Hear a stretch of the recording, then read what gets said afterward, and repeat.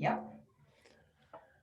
Welcome back to Open Up with Lockie, number 234, I think this one is.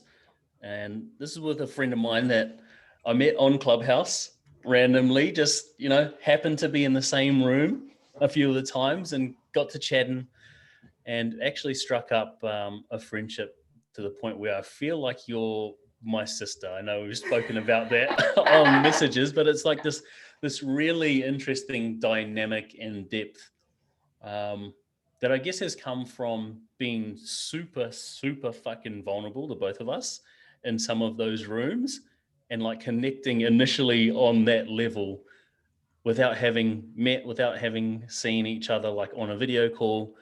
So it's actually been a really cool experience for me, like a pretty heart opening experience too. And I'm grateful that you've made time for this. Thanks, Lockie. Yeah, it's I want to say that it's wild, but it's not with the ways in which the universe works. I think Clubhouse has been pretty incredible because it takes away the visual.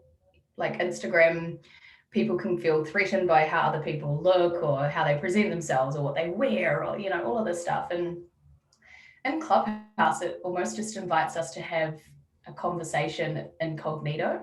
And I think there's an aspect of feeling really safe with that. And I feel the same with you. I feel I've never opened up to a like masculine figure like this in my life. And I've never met you in person. I hadn't video called you or like known you at all. So that goes to show that there's a lot of authenticity and open-heartedness in your character too, that you're willing to show up like that. You're willing to be a safe space for people to just talk about whatever's on their heart. And yeah, I don't even know how it came about, but I'm so appreciative it happened because I had a massive breakthrough in that moment, and I've had many breakthroughs since, which was probably 2 months ago now, I think.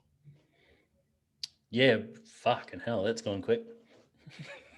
Truly, it really has. Yep. Let's start with a deeper question, and that's: can you describe the way you view yourself, either as a woman or human?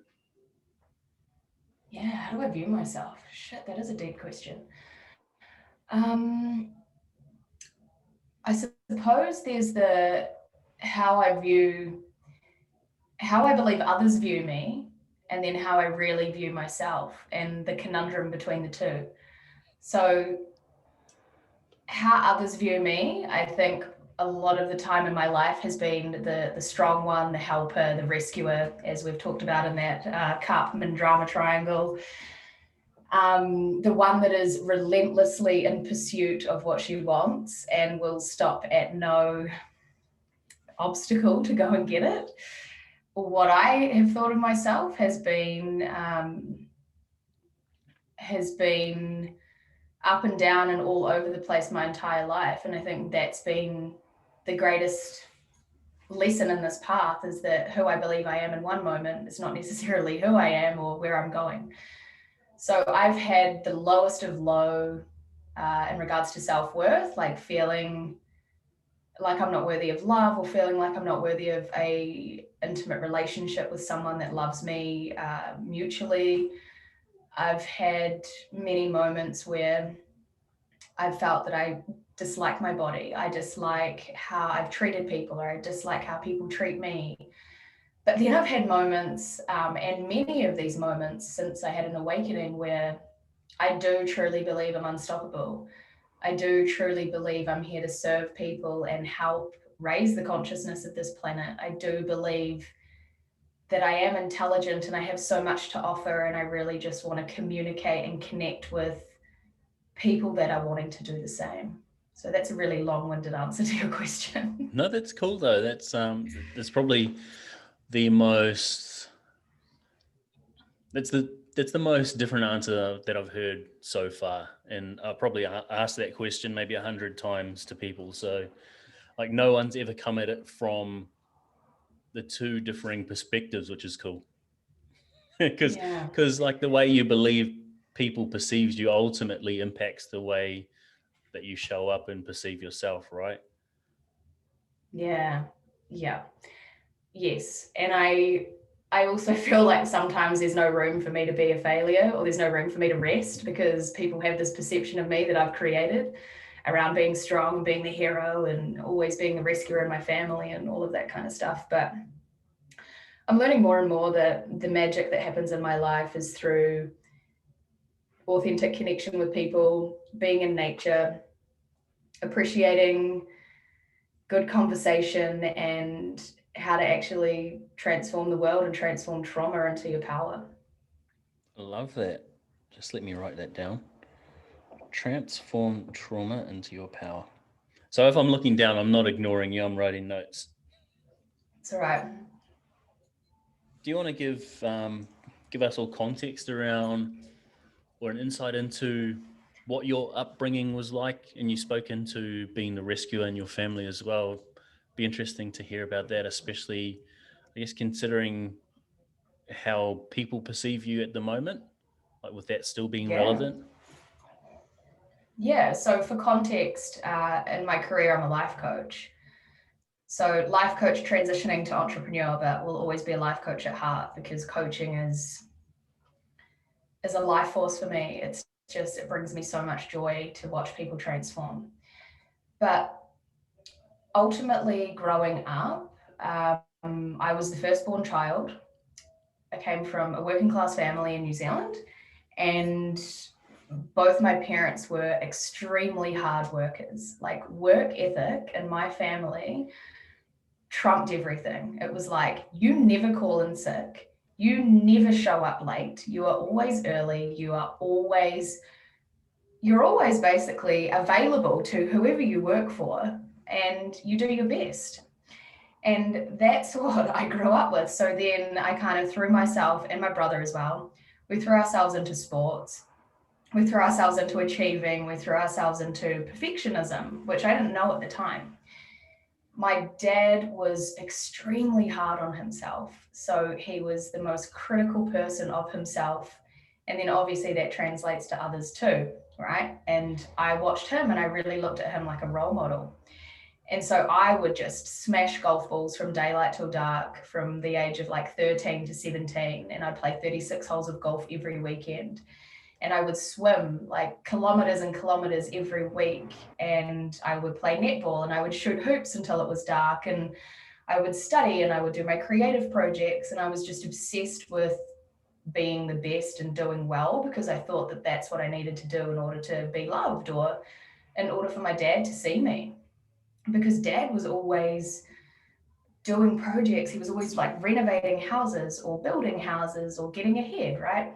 And my mum, she also worked really hard, and she raised us basically on her own, because my dad worked shift work.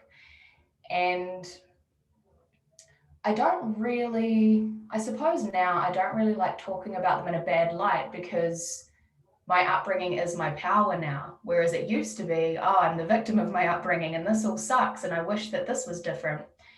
But I suppose the dynamic that I saw within my family, if we are referring to the Cartman triangle, so for anyone listening, if you want to pull that up on Google, there's the persecutor, the rescuer, and the victim. And growing up, I think my dad always felt like a bit of a victim to his circumstances with his work. Like, he felt he was kind of trapped in that kind of work. He was in oil and gas, and it's good money, right? So sometimes you can feel like you're stuck in that. And my mum felt like she was probably a little bit of a victim too, because she worked really hard and she raised us kids, and she had no space or time for herself. So I saw them both deeply miserable, deeply anxious, deeply unhappy, very agitated. There was a lot of like arguing and irritability in our home.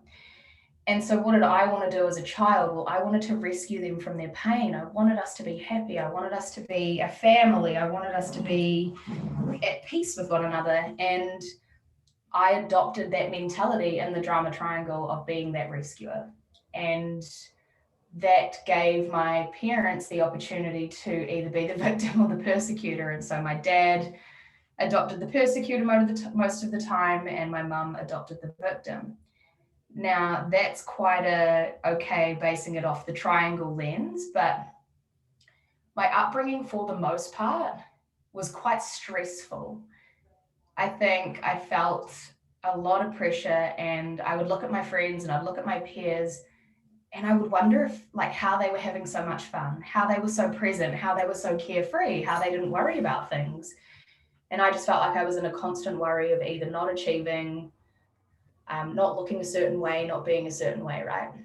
My mum's perception of how you become a successful woman, or how you become a worthy woman, more to the point, is you wear makeup, you go on eternal diets to lose weight, to look a certain way for men. You're polite, and you don't speak your mind, and you don't tell the truth if it's going to hurt someone. So you just say what you think people need to hear. And it's not that she explicitly ever said any of these things, but this is what was implied. And so I felt really torn between who I knew I was, or, the authenticity that kept kind of shining through around wanting to speak the truth, versus seeing all my friends also wanting to lose weight, going on diets, doing all these things. So I wore makeup at a young age. I got highlights at a young age. Like, I got put on a diet at a really young age. And all of that just reinforced the less than feeling that I had, that, like, I wasn't good enough, or that, like, I wasn't pretty enough or thin enough or wasn't measuring up. So that's been a real beautiful realization now, to really own that and understand that and help people kind of overcome that too, because I've really worked through that part of me. It's massive.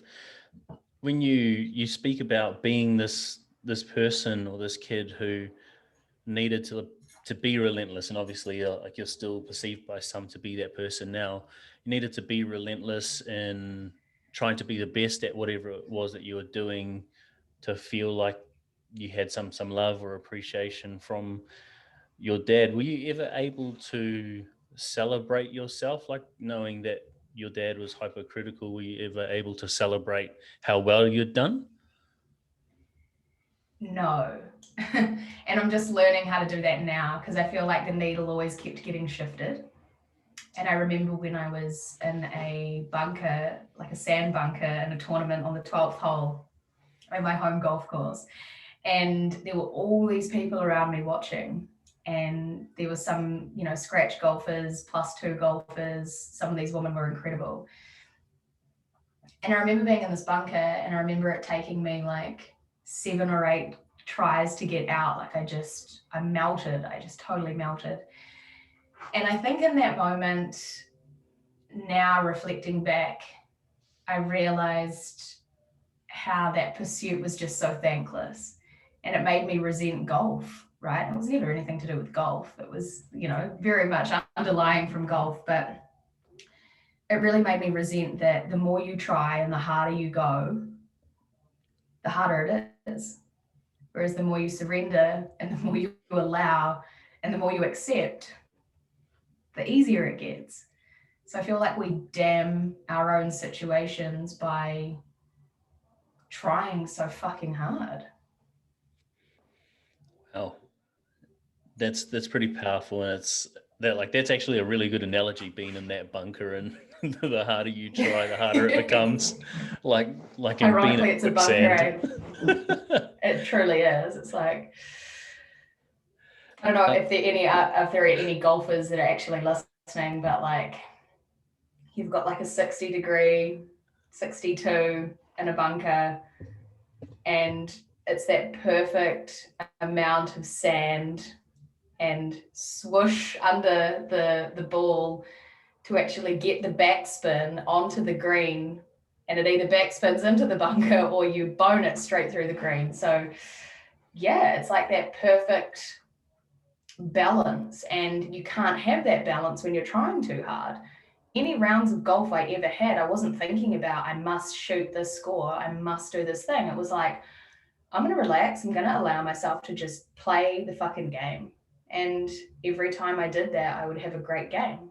So it's losing that expectation, which, isn't that a metaphor for my entire life? Yes. At what point in your life, say you're 21, you're this intern, you're firing middle-aged men, Where does it go to from there for you to get to a point where you're like, aha moment, all this is going on in my life, it's time for me to start working through it? Oh my gosh, there's so much that happened from that 21-year-old version of myself that was firing all those middle-aged men offshore. For people listening, for context, I used to work in oil and gas, and I was an HR intern for a company. And the HR manager allocated me a role to fire a bunch of guys that were laid off, and I had to ring them on the phone and literally tell them. And if they didn't answer, I had to leave them a voicemail. So some of these guys had done 20 years of service, and they were getting laid off, and they had the 21-year-old intern do the layoff. So that was pretty brutal. From there, I moved on to, so my self-worth was low there because I felt like I couldn't do anything right. And that had translated through my whole life, right? It was a big theme. Then I moved on to Coca-Cola, and I got a scholarship to move to the US from Coca-Cola. Not from Coca-Cola, from my university. So then I moved to the US and I worked at Pinterest and Dropbox in San Francisco. And then I moved to London with Dropbox and I worked there for a bit. Then I moved to Revolut, which is a challenger bank in the UK. And I basically did all of HR operations and onboarding and everything you can imagine in that company, because we were like a 40-person startup. I think now it's like thousands of people and it's worth billions. But at the time it was very low. And what I learned was like, I kept relentlessly hunting and pursuing greatness, what I thought was greatness. And every time I would just have no self-worth, I would want to escape. So I'd go out drinking. I felt like the only attribute or quality I had was my ability to converse with people and make people laugh and be really personable and be the helper, right? Which is what I did in my childhood. So I'd always try and help my friends, help my coworkers, like rescue everyone from, the bad guys, all the bad guys there. And I had a massive awakening when I kind of got myself into a situation with an older guy, and I go back and forth between whether it was abusive or whether I asked for it, or whether because of my relentless pursuit for success, I put myself in that situation, and really like it wasn't his fault that things got out of hand and it went further than it should have. But what I realized from that is the greatest gift that I was ever given, because that was the catalyst, that was the straw that broke the camel's back, that I can't operate like this anymore. Like I can't just totally be in pursuit of these shiny things at the expense of myself. So that's when everything changed. And that's when I realized I'm on this journey and it's hard, but it's just digging up all the shit from my past and just working through it and turning it into power. What was the first decision you made or the empowering action you took to start that process? Because for a lot of people, that first step is the hardest, because you're leaving this comfort bubble, this comfort zone. Even if it's toxic or destructive, that's still where you're most comfortable. That's still where you perceive there to be little to no threat. And stepping outside of that into something new, being knowing you're going to dig up the shit that you've been through in your life, and have to challenge yourself on your behavior. What was that first action step for you? So ironically, I'm doing a 5-day free challenge that starts next week, and it's to quit your job with ease. I quit my job with a lot of dis-ease, I'll tell you that. And what I will also say is there was not one element of comfort involved in staying. And that's what actually got me to leave. It was like the CEO of the company that I was working at was just relentless in his ability to be cutthroat and to just be cruel. And I was like, what are you doing, Brooke? This is going against every ounce of value that you have in yourself. And I think the straw that broke the camel's back was that, and obviously that other situation with the guy. But I finally surrendered, and I said to myself, if you have to like pour beer in a pub No disrespect to people that do that, but for the rest of your life, or you have to go and work for Doc and just set set traps in the mountains, like you can go and do that. Like I was willing to just do anything that wasn't corporate life, in the pursuit of like money and power. And the first step I made, I was living in London, with two of my best friends, and we were living in an apartment together. And the first step I made was one night everyone was out, and like, I don't know, we're all kind of like doing a lot of drugs and stuff at that time and partying a lot on the weekends. And I went cold turkey on that as well. I was like, no more of none of that. And everyone was out and I was at home on my own at the dining table, and I just started like playing around with logo design because I am very creative and I had missed that part of myself. And I just started playing around and I was like, I'm going to be a coach. Like, I'm just going to, like, I'm really good at this. This is the one thing I feel like I'm good at. I'm always good at helping people and giving advice. So fuck it, I'm going to do that. And I took that first step, played with that logo. And then I moved out of my room to limit costs, and I moved into my flatmate's room. And then I moved home to New Zealand. And then I just went hiking, and it all just started to evolve from there. I did lots of riding, found Tim Ferriss, started meditating, like, you know, all of those things. And here we are, like nearly 4 years later. That's a big step to leave, you know, being someone who was chasing greatness, who was relentless, and to be amongst those sorts of organizations in the position you were, and then to leave that. Where does that ability to surrender or trust come from? That I can't answer. That is something that was a lot higher than me. I almost felt like I got swooped up into the arms of like the universe or something. And it was just like, no, this isn't for you anymore. And that is like what is so incredible is I can't describe that because it's beyond the human mind. It's just,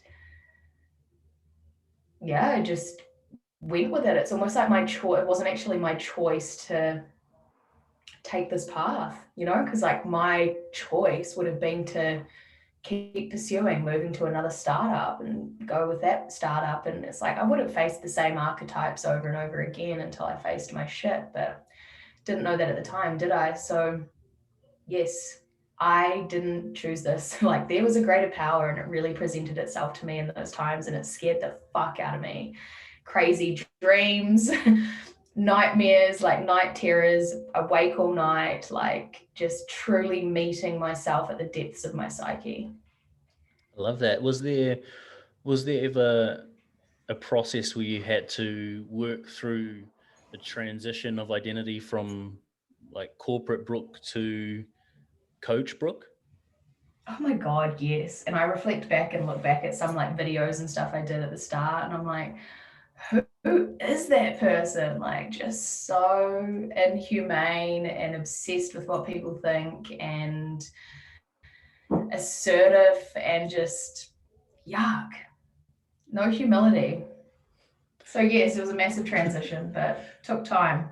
What's it been like?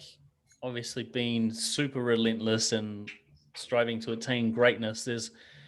It's very, very easy to become hyper masculine, especially as a woman in corporate. What's it been like pulling back from that or stepping away from like being overly masculine? That's so funny that you say that. Um, when I worked in corporate, I worked with some pretty incredible minds, because incredible companies attract incredible minds. And some of the guys that I worked really closely with, yeah, may I add, I was never really surrounded by that many women. In the last company at Dropbox, it was many women. But I got like in a group chat on WhatsApp, and it was called The Boys. And I was the only girl in it, but it was like the boys chat. And then they would literally like call me one of the boys. And that was when I knew something had to change, because I was dressed like a woman and I still wore makeup and I still was a woman, but like everyone was just looking at me like a dude. And I was so assertive and I was just so ruthless. I was like, who the fuck is this? So really stepping into that femininity, I worked with a woman in Bali called Deva, who's a tantra coach. And that was just petrifying for me. But wow, what a journey. We worked together for nearly a year. And to allow myself to be in a state of femininity, be in a state of pleasure, like allow myself joy, allow myself to be gentle, to have ease and trust and peace in my life. Something I'd never experienced since the day I was born. So yeah, it's been an absolutely beautiful transition, and to really be able to feel my emotions and let them go. Yes. Can you speak into like your relationship with pleasure pre and post tantra? Yeah, I can. So my relationship with pleasure pre-tantra was, I would say, sort of pre-awakening would have been sex for orgasm. It would have been, I was very much obsessed with external pleasure. So whether that was really nice cocktails, really expensive restaurants with ceviche, and going to lavish hotels and traveling around so much and buying really nice clothes and everything very kind of external. That was what I thought kind of pleasure was. And post Tantra, it's like, holy shit, pleasure is, it starts and ends with you. It's your connection to source, to nature.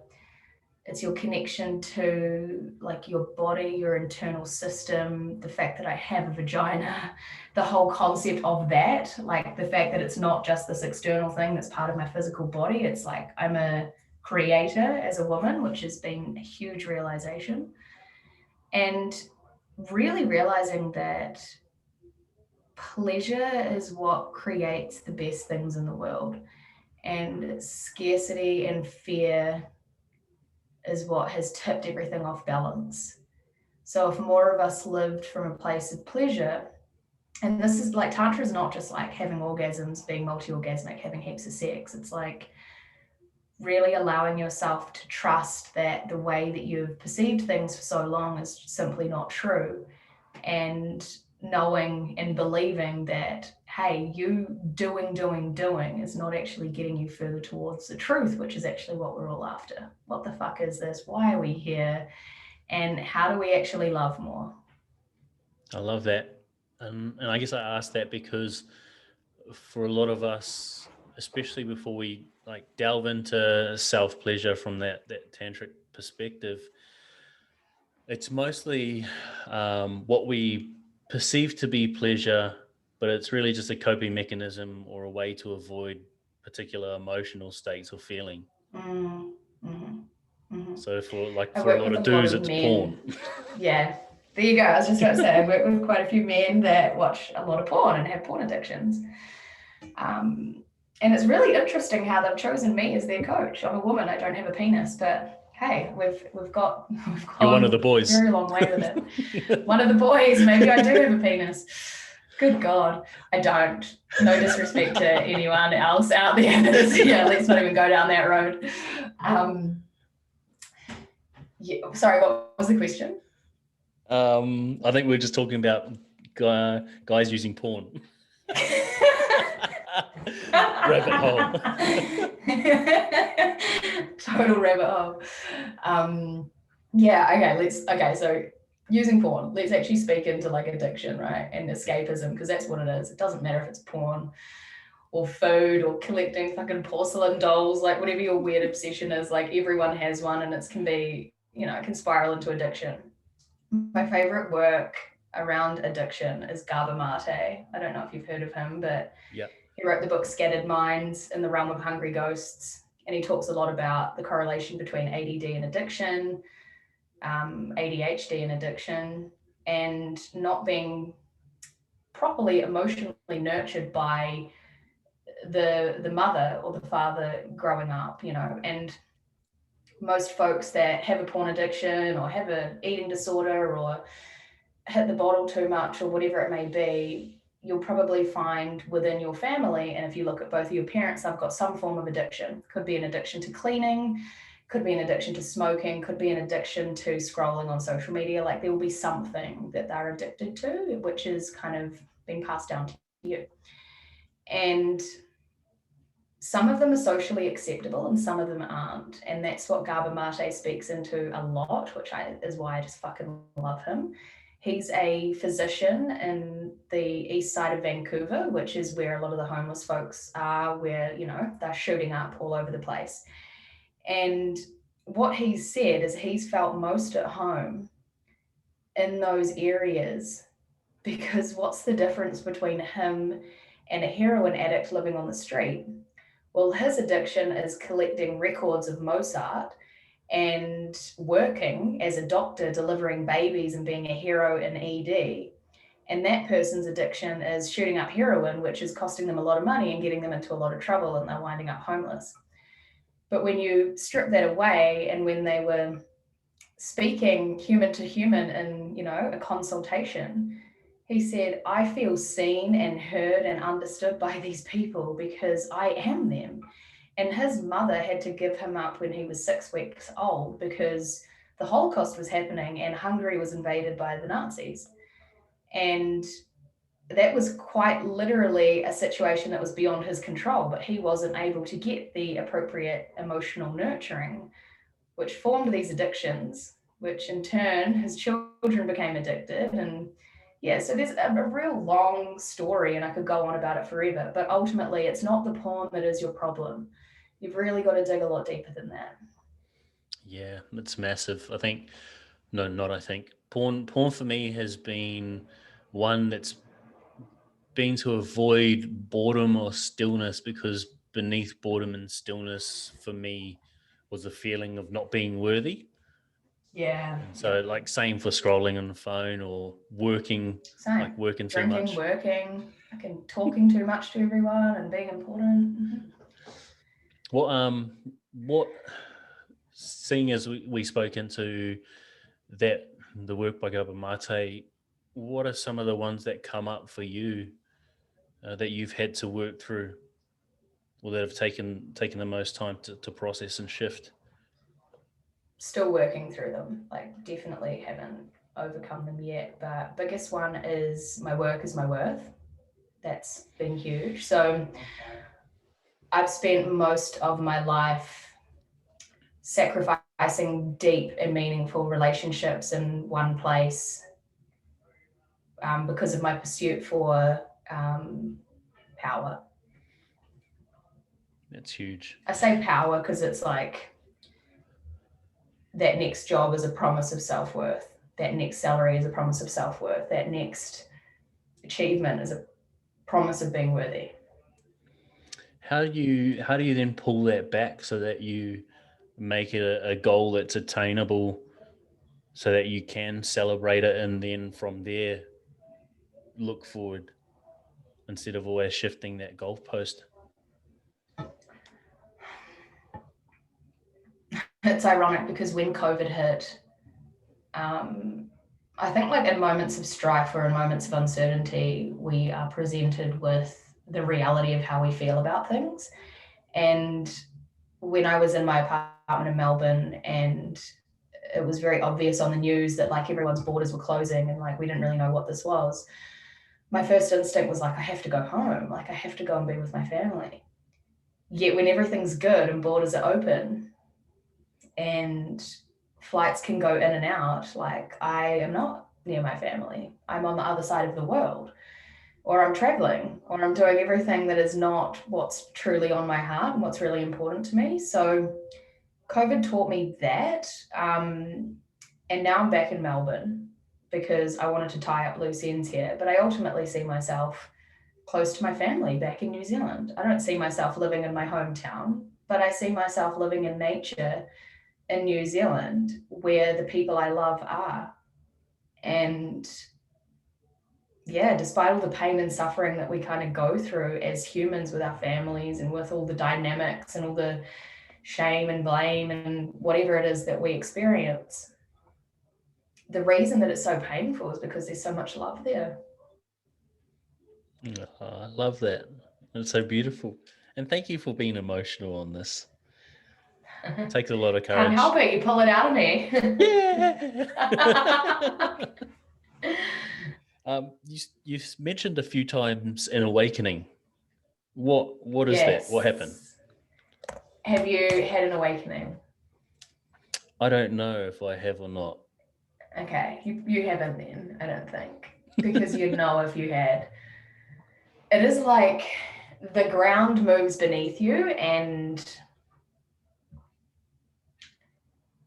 nothing is real anymore.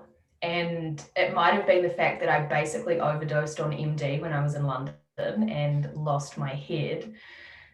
I dropped 1/4 gram at once, totally by mistake, but probably 4 or 5 months later, like that's when I had my awakening. It's like everything changed from there. So anyone that's a doctor or anyone that doesn't have kind of like an esoteric view on things will be like, something fucking went wacky in her brain and that's why she is the way she is now. But what I can say is the awakening was just something, like I said, that I just couldn't describe. It was a real big shift in perspective and values. I'd be awake all night, kind of researching things. The first book that I came across was The Alchemist, that happened to be on my flatmate's nightstand. And I read it and I was like, whoa, this is insane. And then I came across The Hero's Journey by Joseph Campbell. And I was like, we're all heroes on this crazy journey of like going into the darkness, going into the depths of ourselves, and then coming out with the gold, being like, holy shit. So all these synchronicities occurred, and I started seeing all these reoccurring numbers, and people started to just feel really distant from me, like I didn't understand them or what they were motivated by anymore, the people that I was around. And so I think that was the awakening. That was the radical shift, that like can't live in this lie anymore. Can't pretend that these friends are actually friends, because we just get fucked up together and we all just look really cool and go to Ibiza on holiday. Like, I don't want to live like that anymore. And it was my pursuit to look a certain way, because then I thought, oh, I'll be worthy then, if I'm hanging out with these people and I got this job, like I'm fucking killing it. No. I love that. Before we start speaking into what it is that you do now, who you help, and what you offer, how, knowing that you've historically been the rescuer, how have you made coaching and helping people like a more healthy pursuit rather than coming from that perspective of the rescuer? Such a good question. I've helped so many people, but I've also probably over helped to the point where people become codependent on me. And then I'll be like, oh, this client is so clingy, they can't make any fucking decisions for themselves. It's like, oh, Brooke, I wonder why. So it's all been a massive learning curve. And I think everyone gets really obsessed with, oh, I need to go and get like a qualification, and I need to go and get, I need to go do this like NLP, and I need to go and do this qualification and this coaching academy and this certification. And you have to learn about yourself and your own limits and your own helper tendencies or victim tendencies or whatever they are, in order to actually be able to help people. Like a certification doesn't give you shit, right? I went to uni and I got a degree, and like, does that actually help me with anything? No, because it's recycled information. It didn't come from me. It didn't come from the core. It didn't come from experience happened, consequence happened, lesson learned, wisdom gained, And I think that's the only way in which people can genuinely become guides. I want to call it like a guide. You're kind of guiding someone in the right direction. So my absolute number one value now, since doing so much coaching on myself and with others and having a lot of therapy, is I am not your guru. And I know Tony Robbins has a Netflix special called that. I'm not your guru, but it's true. Like, if you're in admiration of someone, and Instagram's a terrible platform for that, and the people that are parading around on that, I am the guru, is just kind of reinforcing that victim rescuer dynamic. But if you are really in awe of someone and want to be like them, then you've got a problem with your acceptance of self and kind of looking within, right? So I help people look within. I help them dig really deep into themselves. Like there's no surface level stuff with me. I love that, no surface level stuff. Help people look within. All right.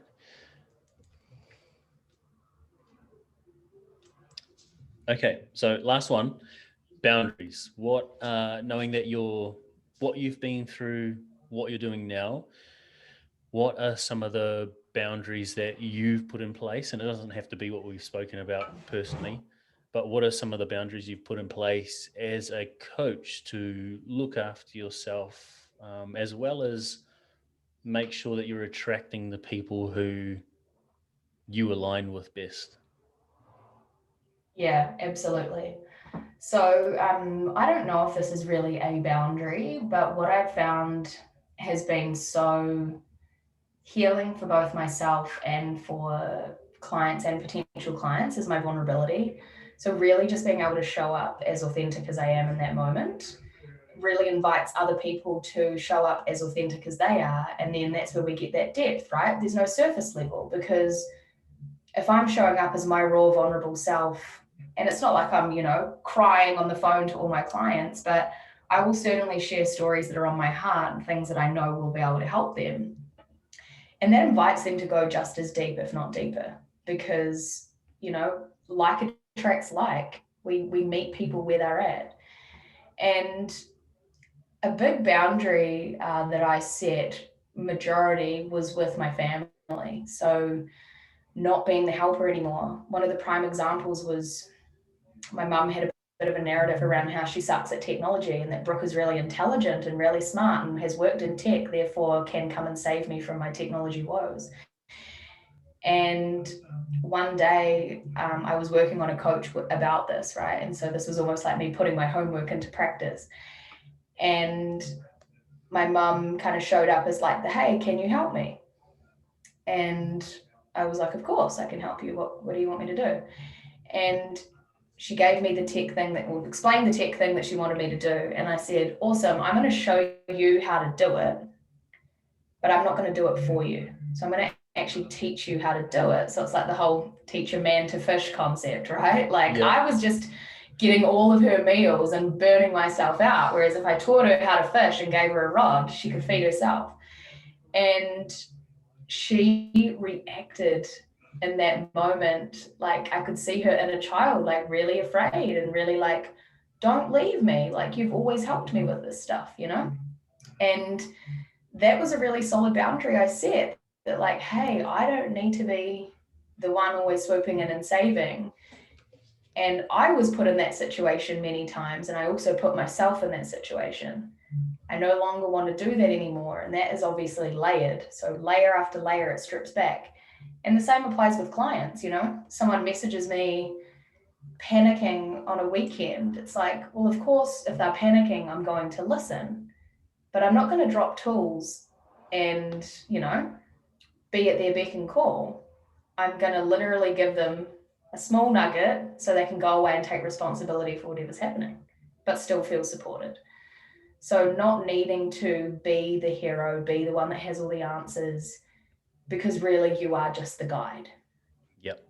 Yeah, and I think that's a real good boundary for coaching, because you can get caught up in, especially if you have low self-worth, get caught up in providing way too much or feeling like you need to be the savior for self-worth or validation. So like that's a really good boundary. Let's I dive think my into coach said that. He literally said don't buy into the story. So everyone's got a story, right? So don't buy into the story. And you know this. Yep. You know this coach. Yeah, and that's like, it's helpful to have that part of you that says, okay, no, like you have to take responsibility. You can't just lean on me anytime times get tough, because otherwise we're just creating a level of codependence and just becoming that rescuer again. Exactly. So who do you help? Probably wrap up in about 5 minutes, but so who do you help and how do you help them? So I help both men and women, but predominantly more women. And I help them build inner confidence from the inside out. So the biggest thing for me is identifying your relationship patterns and how they play out, specifically to that triangle, really. How you're being the victim, how you're being the rescuer, and to stop people pleasing. I attract a lot of women and men that are so fearful of what other people think. They live in massive overwhelm. They live in massive inaction because of the overwhelm and the need to be perfect. And when they're not taking action, their confidence just goes downhill because they're like, I'm not actually proving to myself or anyone that I can do anything or that I'm worth anything. And it's reinforcing that belief that they suck and that they're not good at anything and that they're a waste of space or that no one's going to love them or no one's going to employ them or whatever, narrative they've created. Specifically in the Myers-Briggs scale, ENFPs and INFPs, basically any of the IN and ENFs, because they're the ones that are the big picture thinkers, the big dreamers, the ones with very, very large emotions that they don't know how to understand or fathom, and also a really deep heart and sensitivity. And I think what's really important about those people in particular, I'm not putting you in a box, but if you do score in Myers-Briggs and that personality, then like I'm an expert in you, basically. And what it says is your pain and the deep pain that you've had in the past and the pain that you have suffered with is actually your power, because when you decide to do the work, to show up, to commit, to stop making excuses and living behind the scenes of your life, you can then go out and actually help people with that. You can be a guide too. And what I find is a lot of people don't realize that they're actually here to be that guide because they're so masked by all their pain and they're not willing to actually work through that. I love that. And how, for someone who's sitting on the fence listening to that, who knows that ideal client, who knows that based on what you've said, you're someone who can help them make a transition or create that shift. For that person who's on the fence, what would you say? I would any coach would probably say this, but I would ask the question of, okay, so what is the cost of staying where you are? Right? And I think you've probably said that many times to potential clients or people that are like, oh, I just don't know if I can afford it, or now it's just not the right time and we've got a lot of financial pressure and I'm so overwhelmed and couldn't fathom quitting my job. It's like, cool, so what's the cost of staying where you are? Because as you guys heard Lockie and I speak about with my work situation, like it got so dire for me that I didn't have an option but to leave. I was going to go set possum traps in the bush if I had to and work in a pub before I would go do that again. So how long are you going to allow it to keep getting that dire? And also, like what could actually happen? Like, could you actually visualize a pretty great life for yourself? And I think a lot of people block themselves from visualizing something that could be better because then that means they might have to change. So you've got to ask yourself, like, what's the opportunity cost of staying stuck? Because there's a cost for everything. There's a cost for being a fucking coach. There's a cost for having your own business. There's a cost for being a parent. Like everything in life, action, reaction, cost, right? But I think if you're pondering or you're wanting to quit your job and you're wanting to actually move out of the phase that you're in, the fear of what other people think, the people pleasing, the need to be perfect, the overwhelm, then it's pretty obvious. I love that. What are you most grateful for right now? This conversation, presence, Yes. being here. Woo! Okay, Yeah, Tim totally Ferriss. presence. Tim Ferriss billboard question to wrap up. What would that Right? message on that billboard be? I love that. I've got that book, Tribe of Mentors. That is the book, that's got the is it Tribe of Mentors? I think he does that. Titans or Tool of Titans, one of them. Yeah, he does. He's basically got the billboard question in that book.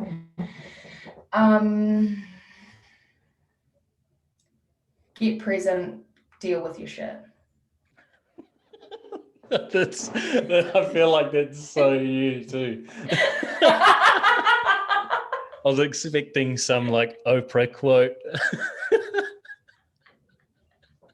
Yeah, just like listen to your heart and go and meditate. I'm all about that too, but I'm like, get present and just deal with your shit. You can meditate and actually do all of these things once you actually get present and go, God, I've got all this shit here that I need to work through.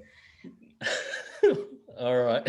I just want to honor you for, first of all, taking time, but most importantly for being so open with me, so vulnerable, and giving yourself permission to show up that way. Like I love the way that you show up. I love our interactions, and I'm pretty bloody grateful you've gone from where you were.